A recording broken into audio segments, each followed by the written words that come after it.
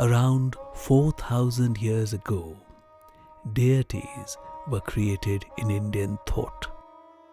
These embodied the world of nature around us and provided us a deep connection to the forces which control our existence.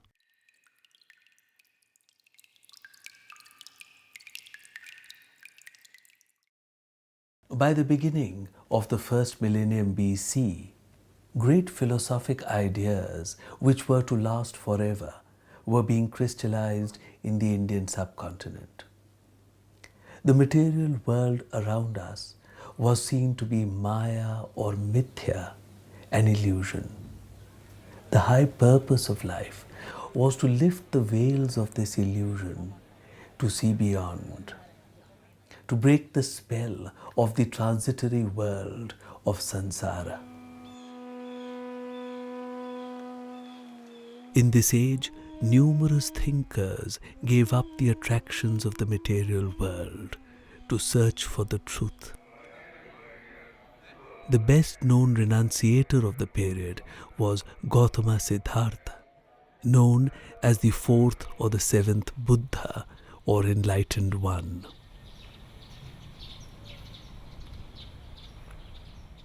Millions of his followers continue till today as one of the great religions of the world, Buddhism. Buddham saranam gacchami.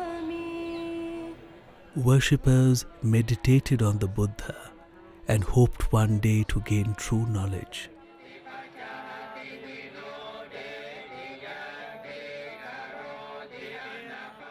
In the meantime, the culture of the deities who personified the forces around us continued.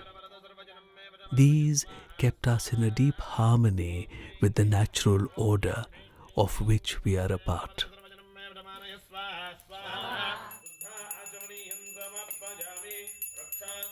The deities helped us to live in the world with a true sense of reverence and harmony.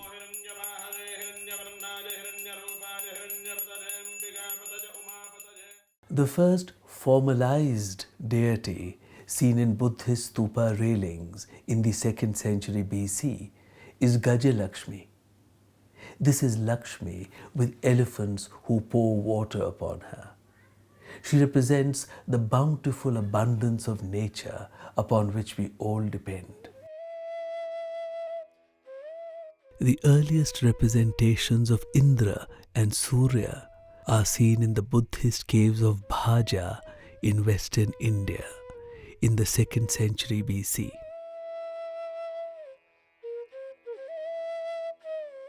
Nagas, divine serpents, were made. They embody the protective forces and harmony of the natural order.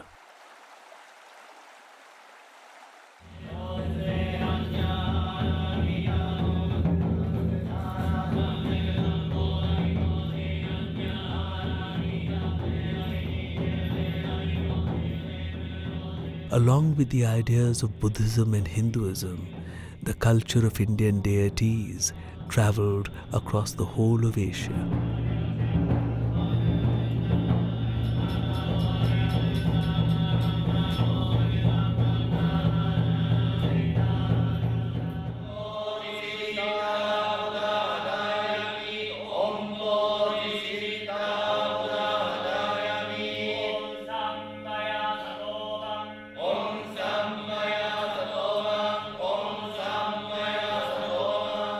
Very interestingly, more than 80% of Japanese gods are originally Indian gods.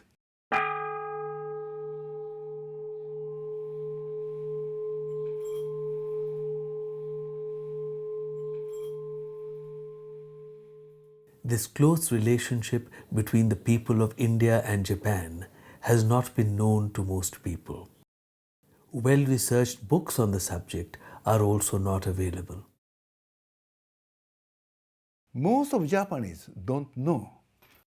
For example, I live in Kichijoji, in the outskirts of Tokyo. This Kichijoji literally means temple of Kisho goddess. And Kisho is originally Lakshmi. So thus, I came from Lakshmi town. This should be recognized by Japanese people, the bottom of Japanese culture. Indian culture is very strongly imprinted and developed in the Japanese way.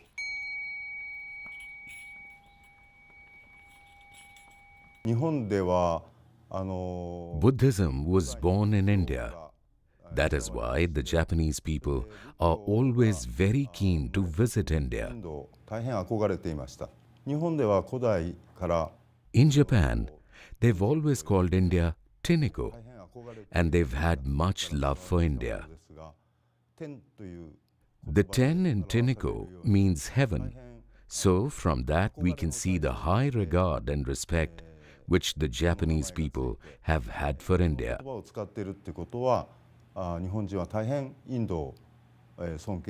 During the Meiji period, Japanese people started traveling abroad, and that is when they went to India. In India, they heard the beautiful chant, Buddham Sharanam Gacchami. This chant was brought back to Japan, and the Japanese started using this in temples and Buddhist academic institutions.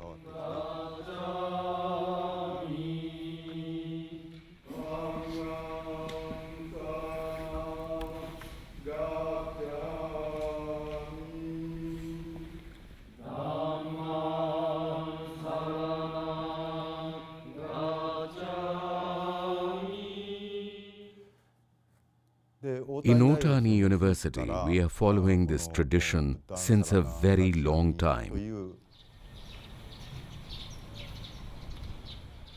The Todaiji temple at Nara is one of the oldest and most revered temples of Japan. The 48 feet high Vairochana here is the largest bronze statue in the world. Already in the 8th century, Indian Buddhist monk named Bodhisena has arrived to Japan, and he inaugurated the eye-opening ceremony of Great Buddha of Todaiji Temple in 752. He was believed to be born in South India. At that time, the Japanese emperor insisted upon to invite Indian monk, original Indian monk. So for this, Japanese emperor dispatched the special mission to ask high priest of Indian monk to come to Japan. So he was nominated as high priest and to be Grand Master to conduct the ceremony of Great Buddha eye opening. He was escorted by two disciples. One is Vietnamese monk, another is Iranian monk. And this team brought with them so many Indian cultures. The Japanese were always very keen to see that they were in close touch with India. So when the Daibutsu at Nara was consecrated, they got the Indian dances from Champa, where the Indian kings were ruling, on the coastline of modern Vietnam. When the Daibutsu at Nara was to be consecrated, the emperor got 8 dance forms from Champa, and these 8 dance forms were alive till the Meiji restoration, that is the late 19th century. But out of the 8, only 3 were selected for the imperial repertoire, and they still are there.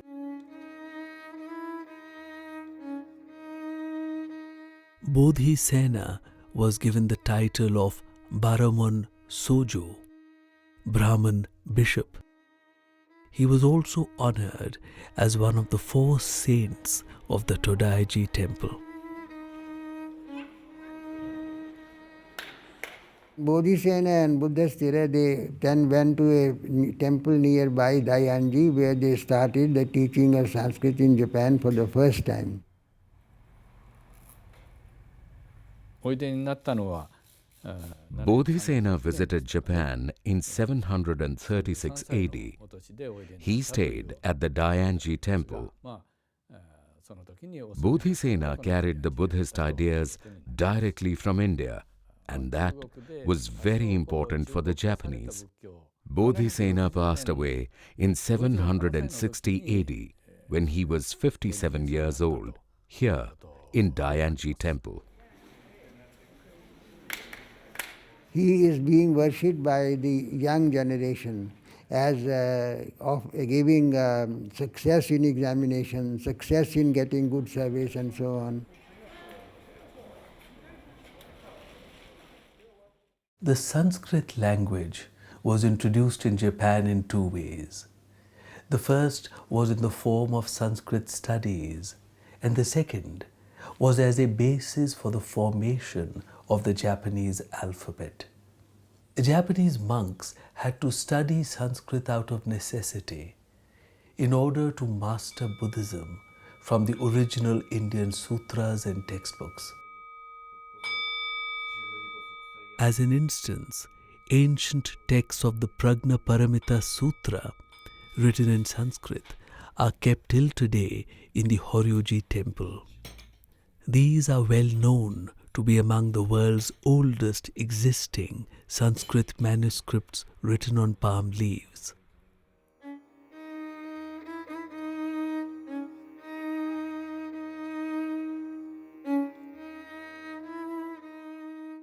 When the Japanese studied Sanskrit in the 8th and 9th centuries, Sanskrit was synonymous with the Siddham script. This was used for writing Sanskrit since the 5th century in India.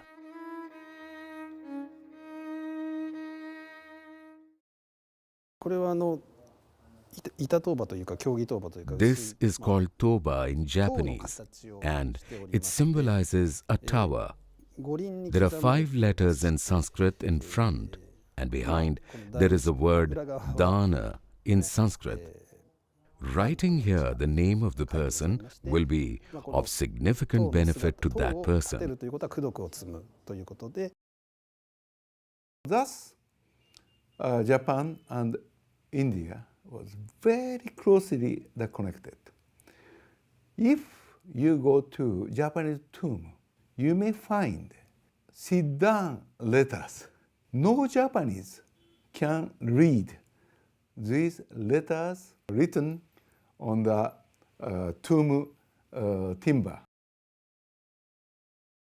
Very interestingly, sit-down letters who disappeared in India is still using in Japan for tomb to respect the souls. And again in Japan there is a Koya-san temples. In this Koya-san temples they have still sit-down Sanskrit the school. Many monks are learning this Sanskrit, but the Sanskrit is sit-down letters. So perhaps Japan is a time capsule of Indian culture. Already in India disappeared.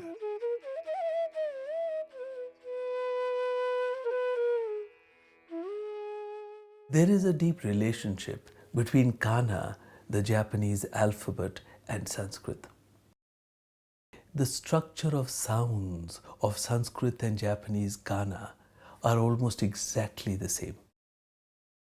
And this Japanese, the alphabet, the pronouns A, I, U, E, O, like Sanskrit, exactly as the Sanskrit.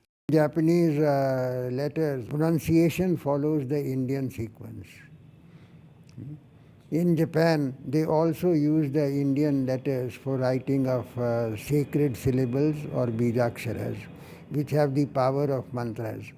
Every Buddhist monastery in Japan has a seal in which there is a bijakshara, a sacred syllable, as a short name of the monastery.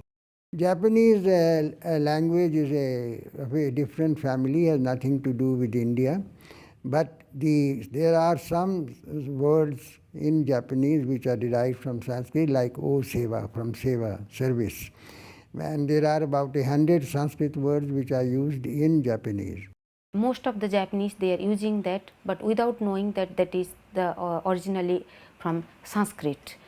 Suppose like they call the Buddhist temples at Thera. Thera means it is from the Pali term Thera, means a Buddhist monk, a bhikshu having 10 years experience. And like they called the employer or their boss in olden Japan as Danna-san. Even now also they call Danna. Danna means that is also from the Sanskrit term Dana. So the person who is giving you something. So in that way he is the Danna, the master. In the words of His Excellency Mr. Yasukuni Enoki, as I come from the Japanese Lakshmi town, it is no great surprise to me to find that Japanese life is full of so many Hindu deities. Japanese people are unaware of their origins. One of the most revered deities of Japan is Saraswati. There are scores of shrines built to her. In many ways, the original concept of Saraswati and her association with the natural order and good fortune are very well preserved in Japan. She is often visualized as a sacred body of water.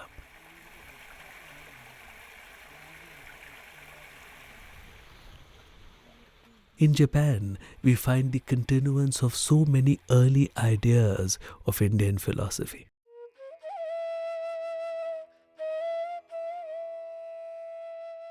There are two kinds of Benten or Saraswati here in Japan.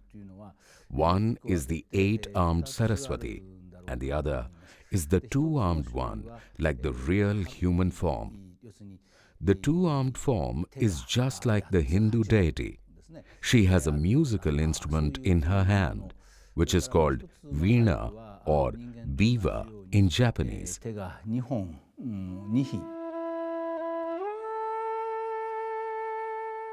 The annals of the Todaiji temple mention that the celebration of the worship of Lakshmi and Saraswati was held for the first time in this temple in 722 AD. Ever since, it has been an annual celebration. In 1836, Saito Sachio wrote a guidebook to the Edo area or modern Tokyo. Saraswati was mentioned as the most popular deity here at that time.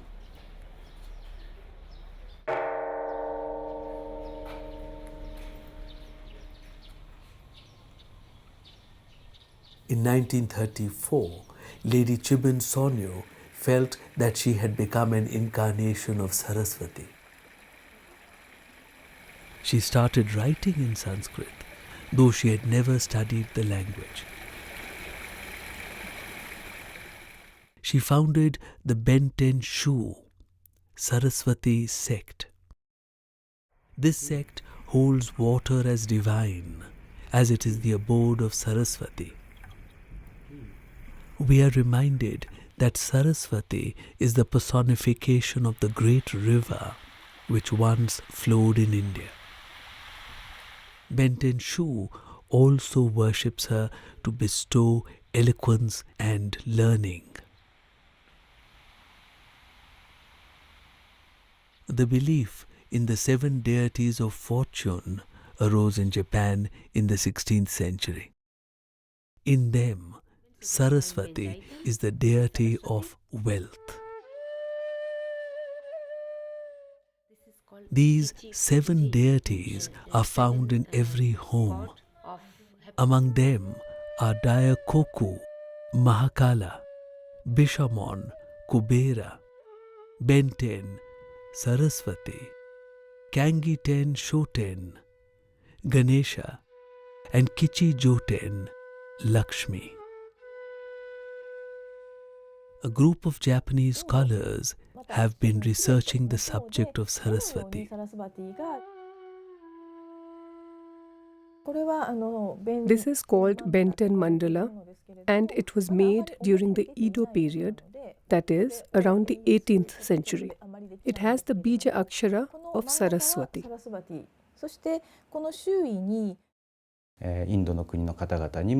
I would say to the people of India that the worship of Saraswati in Japan may be somewhat different from back home in India, but you will see that she is very popular here in Japan.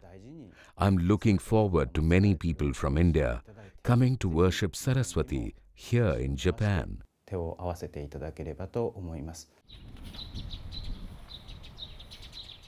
Worship of Lakshmi was done to ensure the peace of the land, wind and rain in good season, good harvests, joy of the people, and the good of all sentient beings.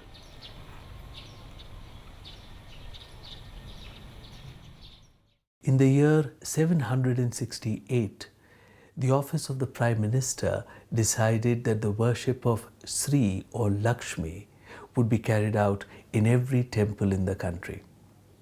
Scrolls of Lakshmi were distributed for worship to all temples.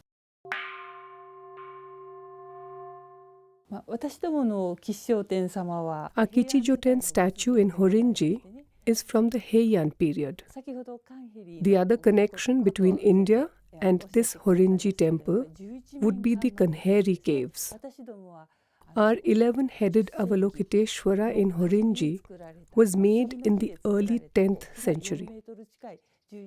Its many faces look at everyone, regard everyone, and save everyone through many ways.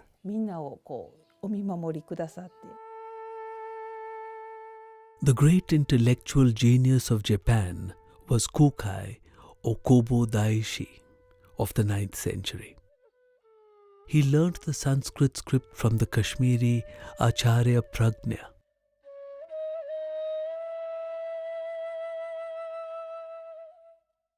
Kobo Daishi placed emphasis on a knowledge of Sanskrit. He said that the Japanese have had to rely upon translations to study Buddhism. However, the true words in the original language are exceedingly important. Every word has a profound meaning.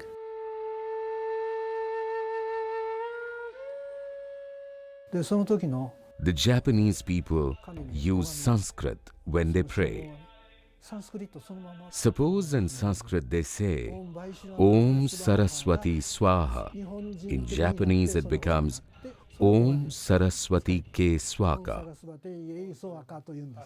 Esoteric Buddhist devotees chant their mantras in Sanskrit because they believe they should not translate these. In Japanese, the Sanskrit mantras will not be effective. When Kukai or Kobo Daishi went to China, esoteric Buddhism was already established. He brought some scriptures when he came back to Japan and introduced this form of Buddhism. He was given the Toji temple by the emperor. In Japan, they are preserving the old Indian tradition because they are following the ancient scriptures. They are also doing the puja and the mudras as well as the sadhana.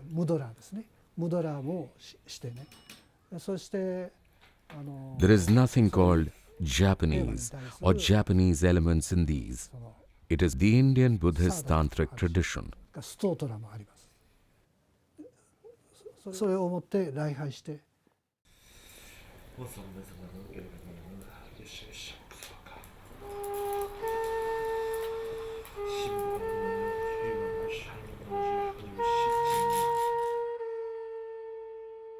The Vajrayana Buddhist traditions of Japan trace their knowledge back to India, to Nagarjuna and other great acharyas of the Nalanda University.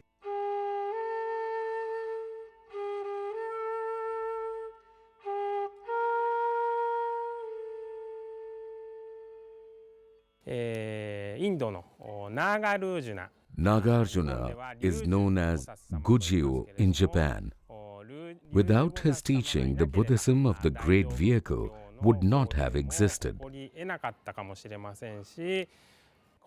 This project, linking India and Japan, may be an important opportunity, especially for the younger generation. It will help them to discover each other's culture.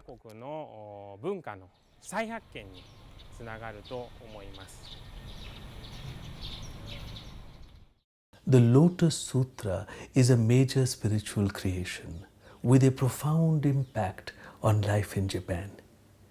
It was translated from the Sanskrit by Kumara Jiva 1600 years ago.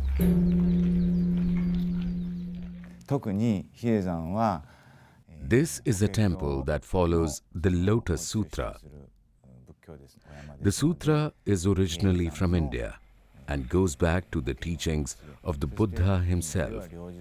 It started from India and came to Japan.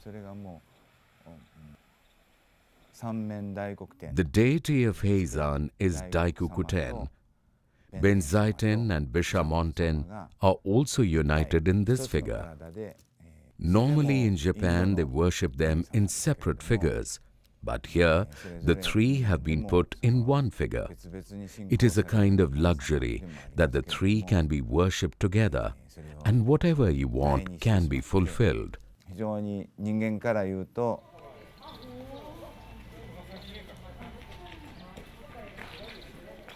A temple is dedicated to the deity Indra in the Shibamata area of Tokyo. It is a most important Indra shrine today. The Rig Veda in the 13th century BC talks about Indra. Indra is the deity who is called Taishakuten here in Japan. He is the main deity here in our temple, which opened in 1629. This temple has 200,000 visitors on the New Year alone. There would be about 2 million visitors every year.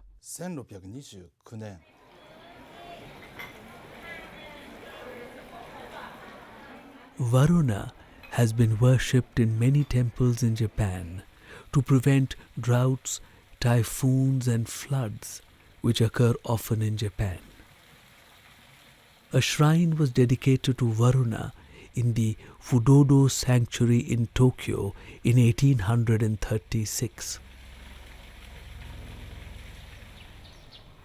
The temple also has a representation of Kamadeva. He is worshipped by many young couples. There are many temples dedicated to Yama in Japan.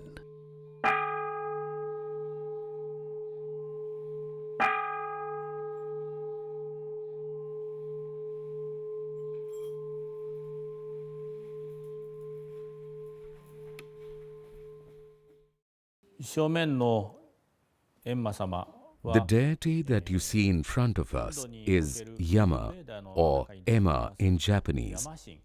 The Rig Veda speaks of Yama, who's the first ancestor of human beings. The sound of the word Yama became Emma as the name traveled and came to Japan.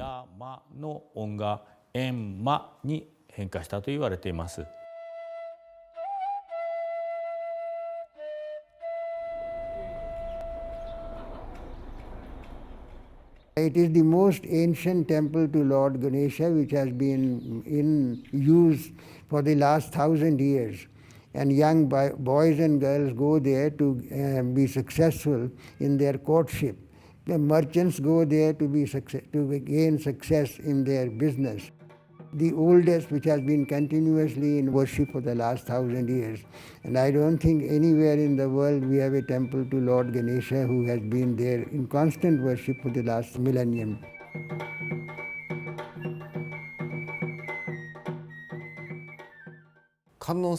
Of course, Ganesha comes from India.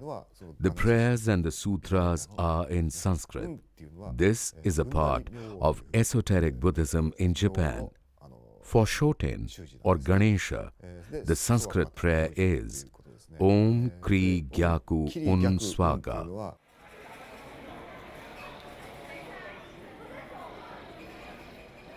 The cultural interflow between India and Japan over the last 1400 years is overwhelming.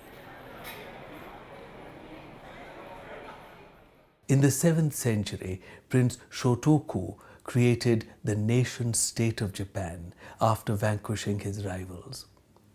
He took the term Tenno for emperor from Sanskrit texts.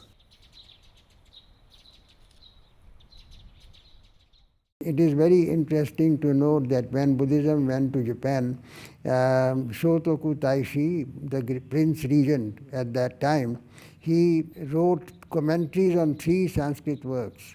And these 3 commentaries written by Prince Shotoku Taishi are the beginning of Japanese literature. And at the same time, he also wrote down a constitution for his country in 17 articles. Article 3 of the Constitution clearly points out that the Constitution is being based on the 3 Ratna, the Buddha, the Dharma and the Sangha. This is the first Asian constitution ever written. Important point is that its consecration was done with a Sanskrit text which is called the Ushnisha Vijaya Dharani. The Sanskrit manuscript used for the consecration of the constitution would have been obtained from the Hindu kingdom of Champa in Vietnam.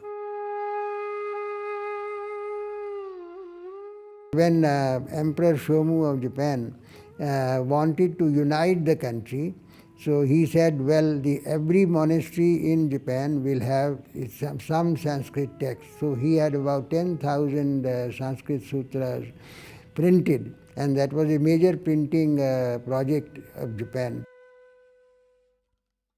We are in the backyard of Meguro Ryusenji, which is a temple in Meguro Ward in Tokyo. We have here the statue of Mahavairochana, which was erected in 1683 AD. With the Mahavairochana at the center as a sun, all the 28 constellations are made around him. There are also the 4 directional gods, the protectors. It is a mini cosmos that is represented here in Meguro. Mahavairochana is a deity coming from India, and of course, the system of 28 constellations that we see here is a system coming from India. The concept of the 4 directional deities also comes from India. These are represented here in Meguro.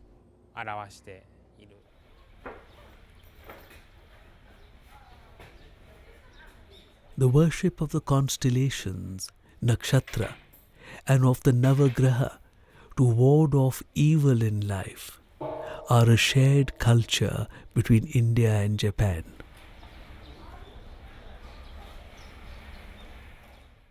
There is a Japanese ancient astrology that is very closely linked to the Indian system of nakshatra or lunar mansions. It is about 27 or 28 nakshatras that are linked to our character, depending on the year and the date of the birth. There are 9 stars used for this Hoshi-matsuri or Star Festival, which are the 7 stars linked to the days of the week, plus Rago and Keito. which are quite obviously linked to the 9 planets or the Navagrahas that we are using in Indian Vedic astrology or Jyotish.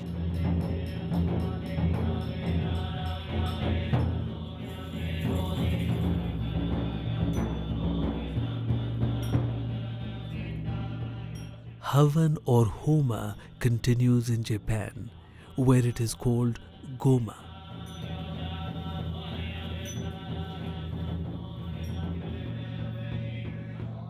Goma in the Shingon and Tendai Buddhist sects of Japan has striking parallels with early Hindu rites of Agni worship.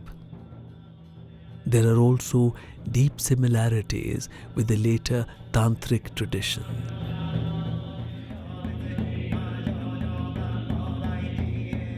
The Havan is perhaps conducted in Japan at least as often as in India.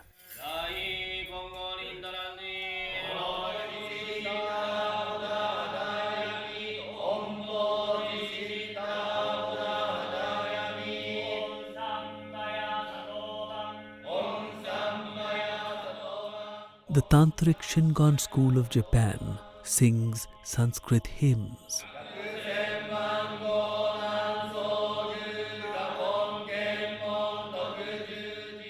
To this day, followers of the sect perform their worship in 1,200 temples throughout Japan.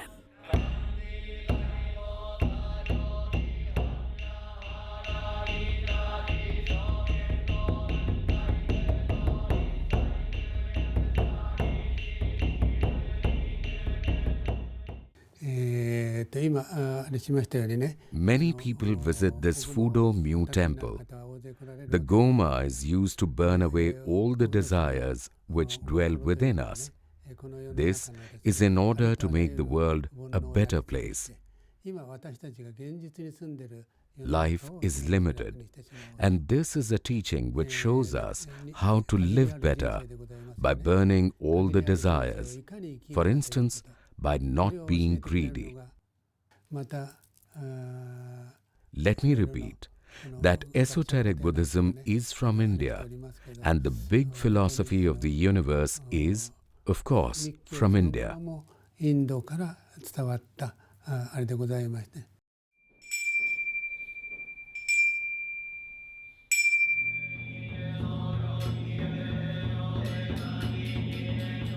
Vajrayana Buddhist worship in Japan is similar to Tibetan Buddhist worship. However, the Japanese tradition has preserved some early Vajrayana rites. A study of Japanese Buddhism helps to fill some gaps in our understanding of the development of Buddhism.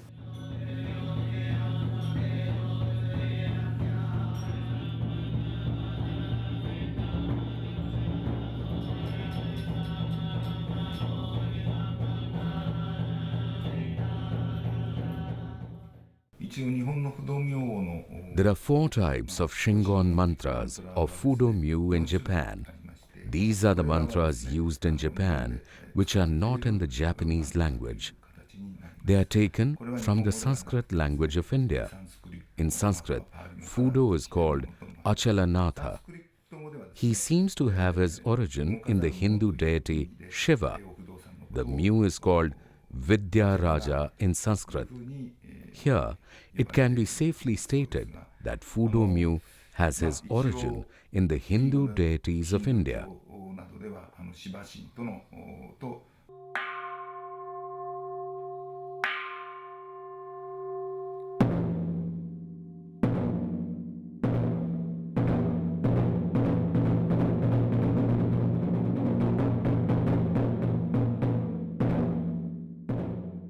A sutra compares the cosmic force of the mantra with the mighty roar of a rising flood.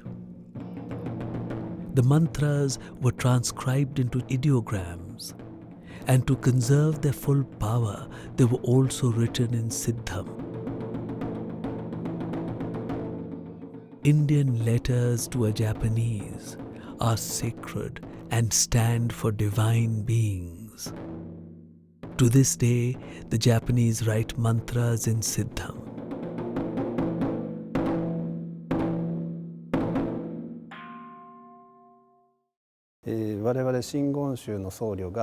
This booklet contains prayers in Sanskrit that are commonly used in Shingonshu or esoteric Buddhism. It is written in Japanese, but the mantras are in Sanskrit. It is used in many ceremonies in Buddhism. Priests learn the intonation and how to pronounce it by using this booklet, which has Sanskrit and also has Japanese letters to convey the sounds of the Sanskrit words. The priests have to study these true words. Of course, Shingon has prayers in Japanese, but it also has prayers in Sanskrit. By saying those sacred words in Sanskrit, there is more peace of mind.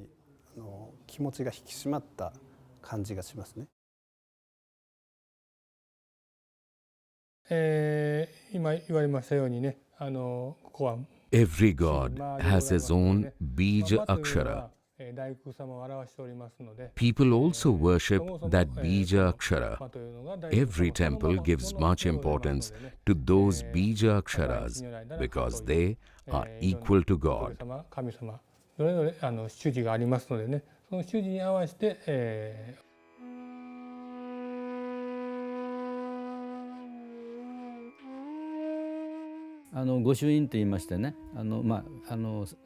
So, they also have a bija akshara in Siddham to symbolize each deity.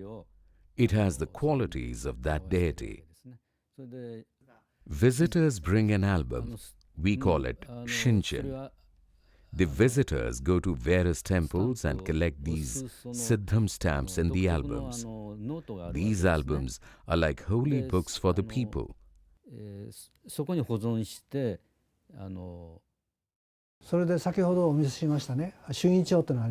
When they go to a temple, they get the stamp of the bija akshara from the temple priest, and with a very grateful heart, they take it to their home and keep it there.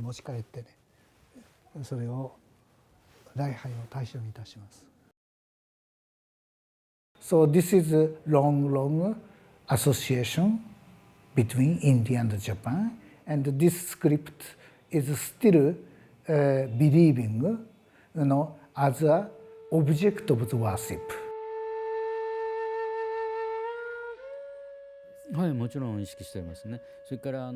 There is a very long and deep history connecting India and Japan. Our temple is a very old one in Japan. The founders of the school of Buddhism to which we belong were from India.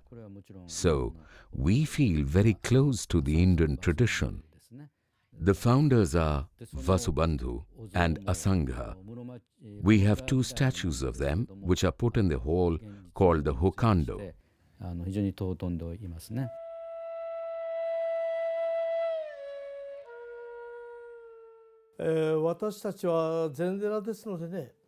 We belong to a Zen Buddhist monastery, and we strive hard to sever the bond of birth, senility, disease and death.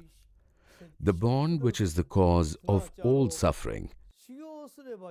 As the Buddha said, desire is the root cause of pain in the world and should be overcome. This forms the basis of our ascetic practices, which come down to us from the Shakyamuni himself.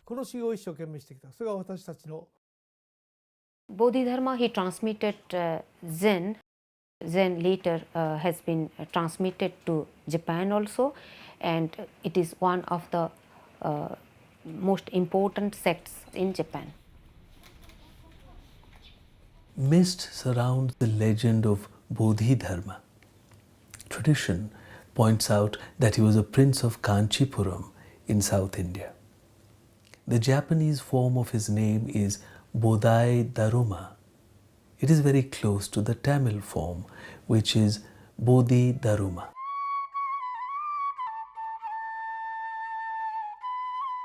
Zen was introduced in the 6th century. It was a wordless tradition, directly pointing to the human mind and the perception of one's true nature. Zen was taken to Japan in the 12th century by Kansai. Its influence on Japanese art, attitudes and language has been profound. Zen Buddhism became very popular because it says that life is a fleeting phenomenon. And the samurai, when they went to war, they were never sure that they will come back. In this feeling, they go to war and there is no fear of death. So fearlessness in war was a very important contribution of the Zen tradition. And if you sit down, and when we sit down in a Zen monastery, you have to really do a very hard penance. And hard work in Japan is perfection. So it is the Zen tradition gave them a perfection in work. Force became a very important part of the modern development, perfection in everything.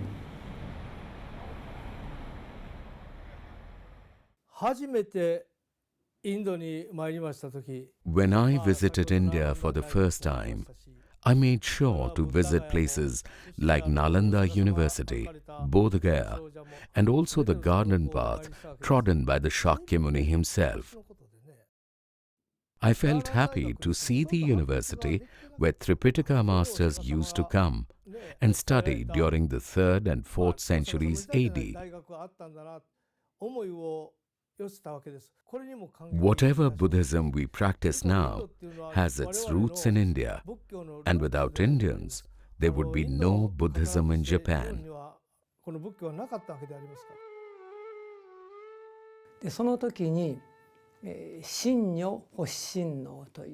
Imperial Prince Shinnyo, the 3rd crown prince of the then Emperor of Japan, developed a great desire to visit India. Unfortunately, he was unable to reach his much-desired destination of India.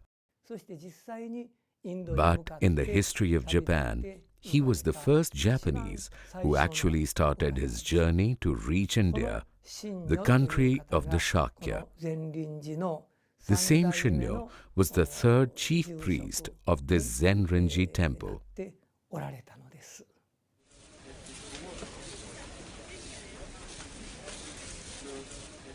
In Japan, when I was there, I think in 1970, there was a yogurt called Sujata, in allusion to Lord Buddha, whom Sujata had given milk preparations. And after her offering, he attained enlightenment.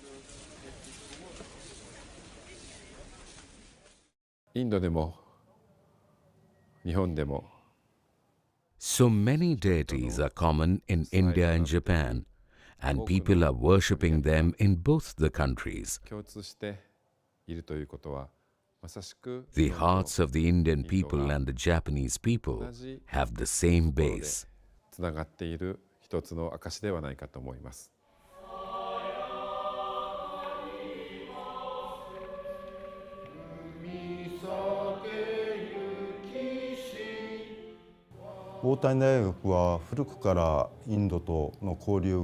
Otani University has a very long relationship with India. When the first Nobel laureate of Asia, Tagore, came to Otani University, and when the first president, Rajendra Prasad ji, came here, Otani University offered them honorary PhD degrees.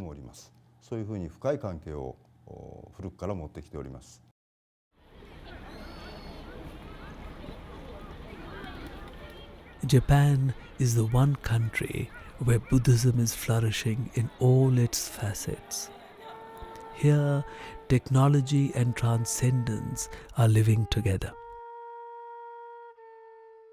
The deep-rooted spirit of Buddha's teachings energize the Japanese people. Buddhist temples are numerous and vast numbers of people visit them every day.